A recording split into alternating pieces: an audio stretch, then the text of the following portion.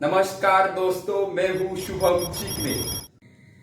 दोस्तों, अगर आपने पूरी वीडियो देख ली और देखना तो मुझे लास्ट में कमेंट सेक्शन में बताना, सही में आज देश में महिलाओं को न्याय मिल रहा है, अत्याचार कम हो रहा है या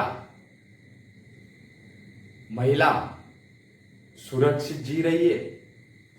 इस बात का उत्तर हम आपसे जनता जनार्दन से चाहते हैं।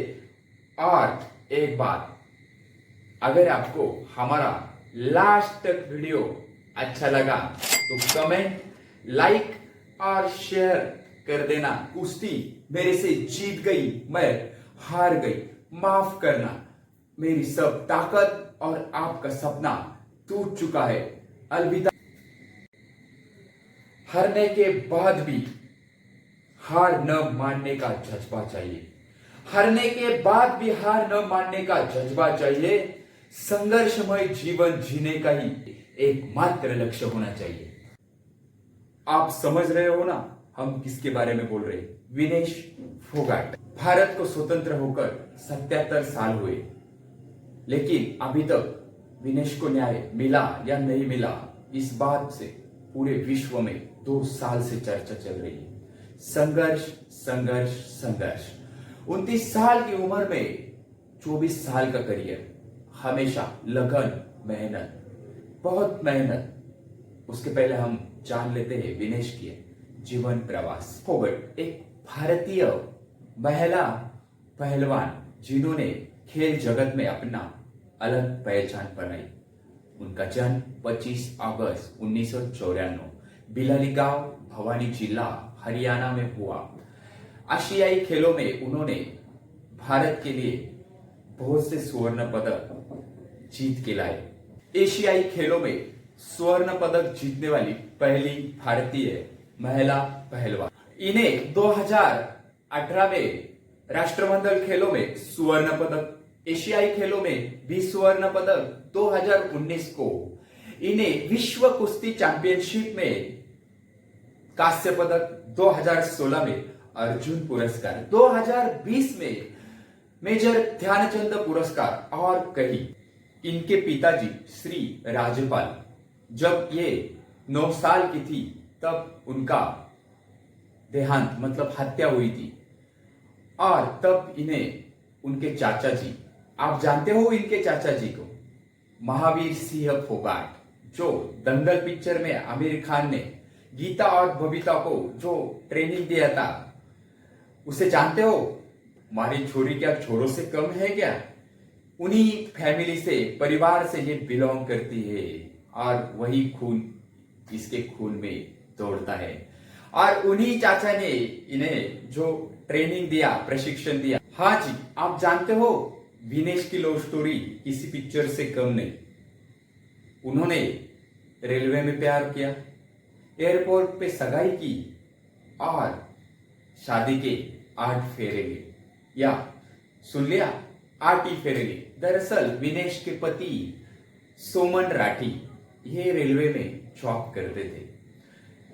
तब नौकरी करते करते इनकी दोस्ती हो गई। दोस्ती का प्यार में बदल हुआ और प्यार को इन्हें दोनों ने सोच समझकर 8 फेरे लिए। और 8वां फेरा विनेश ने बेटी पढ़ाओ बेटी बचाओ के लिए लिया।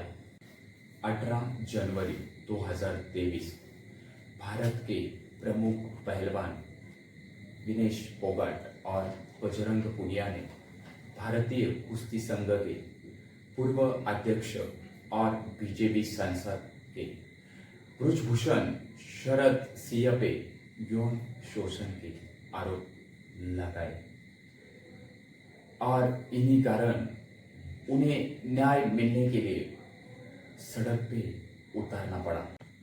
23 मई 2023 को इन्होंने अपने इंस्टाग्राम पेज पे एक पोस्ट डाली थी और वहां पे इन्होंने कहा था, हमें महिला पहलवान को अंदर से ऐसा महसूस हो रहा है कि अभी इस देश में हमारा कुछ बचा ही नहीं। हमें वो पल याद आ रहे हैं जब हमने विश्व ओलंपिक में मेडल जीते थे। अब लग रहा है हम क्यों जीते थे। इसलिए जीते थे कि तंत्र हमारे साथ ऐसा घटिया व्यवहार करे, हम ही घसीटे और फिर हमें ही अपराधी बना दे। मुझे ऐसा लग रहा है भारतीय विश्व विजेती महिला को अपने न्याय के लिए इतना लड़ना पड़ता है, तो हम क्यों ना सपोर्ट करें उन्हें। मैं तो कर रहा हूं, आप ही करो। आप इसी सेंटेंस को सुनने के लिए तरस रहे हैं ना।